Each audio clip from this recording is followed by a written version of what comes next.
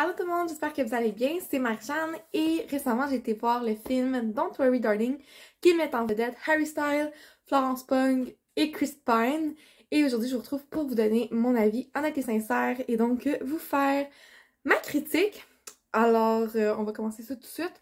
Ça se passe dans les années 50, le petit couple parfait qui vit une vie bien parfaite, la femme qui reste à la maison, fait le ménage et la cuisine et qui se rend compte que il y a quelque chose qui cloche, des petits bugs, des petits problèmes, qui se pose des questions, qui commence à se demander finalement c'est quoi vraiment que son mari fait à sa job, que le projet de la ville, comment qu'elle a été construite, c'est bizarre.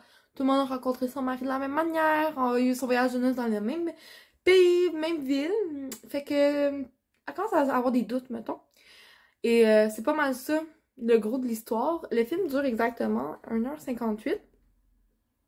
Personnellement, j'ai passé un bon moment. Je savais que c'était un film de suspense, ce que la fiche nous montre pas. Ça a l'air d'être une romance, mais je vous assure que ça ne l'est pas. Et c'est un film qui est lent et qui nous donne des indices au fur et à mesure. Il faut être... Aujourd'hui, j'ai l'impression qu'on est beaucoup dans le très vite, très rapide. On se rend directement à l'action, au gros punch. Pas ici. On nous laisse des indices, on nous met tranquillement dans l'intrigue, on nous laisse être curieux, se poser des questions. Ok, c'est quoi la prochaine étape? Ok, où on s'en va? Moi, dans le milieu du film, j'étais comme, ça va mal finir. Tu sais, je le sentais. Mais j'avais une impression de, ok, c'est une simulation, c'est tout ça, c'est tout ça. Mais j'arrivais pas à mettre le doigt dessus. Ça, je trouve que c'est bien. On a un bon mystère pour ça. On sait pas tout de suite exactement c'est quoi qui se passe. Pour ça, je pense qu'il y a des gens qui vont pas apprécier puisqu'ils vont dire que c'est trop lent, puis qu'il y a trop de longueur. Parce que c'est répétitif. Ça aussi, ça fait en sorte que ça nous met vraiment dans l'intrigue. Des mouvements répétitifs, routiniers. Le matin, le café, les toasts, les œufs, le bacon, après ça, elle fait son ménage, après ça, elle va à son cours de danse, soit elle va magasiner, après ça, elle est avec ses chums de filles dehors, après son verre. Tous les jours, c'est répétitif, le mari qui part à la job, tout ça. Puis c'est ça qui nous fait demander, ok, c'est quoi qui se passe réellement avec cette ville-là? C'est quoi qui est le projet en arrière de ça? Et tranquillement, pas vite, on s'en va vers le gros punch que personnellement, je m'attendais pas. Puis ça finit un peu en queue de poisson, que ça finit d'une façon qu'on nous laisse encore nous poser des questions. Je pense pas qu'il va y avoir une suite. C'est pas un remake, c'est pas une suite, c'est pas... c'est un nouveau projet, puis ça fait du bien, je trouve ça rafraîchissant. Et je pense pas que le but, c'est de faire un autre film après, c'est de laisser le spectateur toujours en questionnement, comme durant le film, puis de se laisser imaginer la suite par lui-même. J'ai passé un très bon moment personnellement au film, et si j'avais à vous le recommander, c'est de la façon dont je l'ai comme recommandé à mon papa.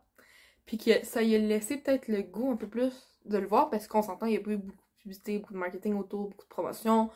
J'ai l'impression, moi j'avais eu la bande-annonce sur YouTube une fois, puis c'est comme ça que j'ai comme connu que le film s'en venait parce qu'on en a pas entendu parler pas mal. Mais ce que j'ai dit moi, puis ce que j'ai pensé pendant que j'étais au cinéma, c'est si WandaVision avait à se passer pour de vrai, c'est ça qui arriverait. Et là-dessus, je vous spoilerai rien. Je vous en dis pas plus. Je vais vous laisser vous-même à faire votre propre avis. La musique, elle est stressante. C'est pas la meilleure soundtrack, mais le but, c'est pas d'avoir de la grosse bonne musique. Le but, c'est de nous mettre dans l'ambiance lugubre, macabre, mystérieuse.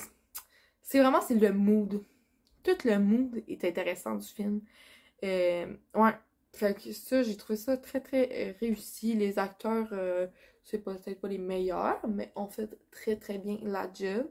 J'ai aussi bien aimé Harry Styles dans son rôle. C'est pas la première fois qu'on le voit au cinéma.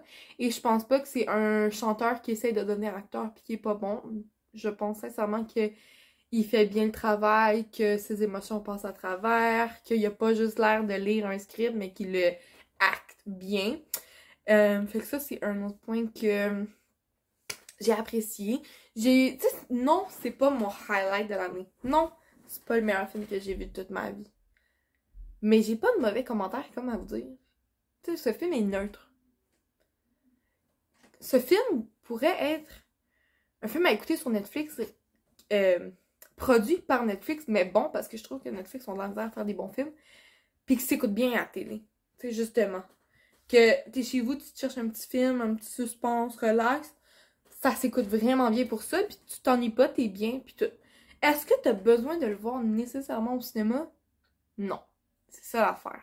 Puis j'ai l'impression que c'est pas ce qui va marcher le plus non plus au cinéma. C'est pas un film sur lequel on a entendu parler, puis que c'est pas un film à voir au grand écran. Mais c'est un bon divertissement et ça mérite de se faire voir, puis qu'on en entende parler, puis que les gens fassent un peu de bouche à oreille.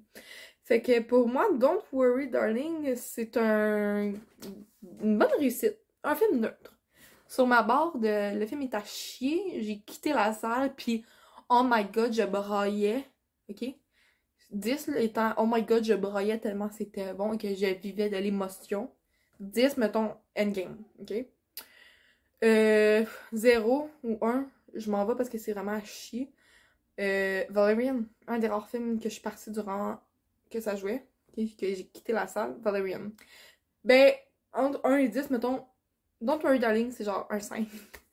Comme, je quitterais pas la salle, mais je m'ennuie pas. Mais c'est pas genre, oh my god, des grosses émotions. Mais j'étais quand même en questionnement durant le film, à me faire mes scénarios, puis à essayer de comprendre la suite, de deviner où c'est qu'on s'en allait avec tout ça. Alors voilà, moi personnellement je vous invite à aller voir, en même temps ça permet de passer un bon petit week-end, faire une petite activité avec le temps d'automne. C'est comme le moment là, pour retourner au cinéma quand le beau temps disparaît. Encourager aussi nos salles québécoises, c'est quand même bien important. Et donc voilà pour ma critique sur Don't Worry Darling. Si vous l'avez vu, si vous prévoyez aller le voir, vous pouvez l'écrire en commentaire et nous écrire sur les réseaux sociaux pour nous faire part vous-même de votre critique. Et là-dessus, ben moi, je vais vous dire à la prochaine pour un nouvel avis de film que j'adore faire. Bye!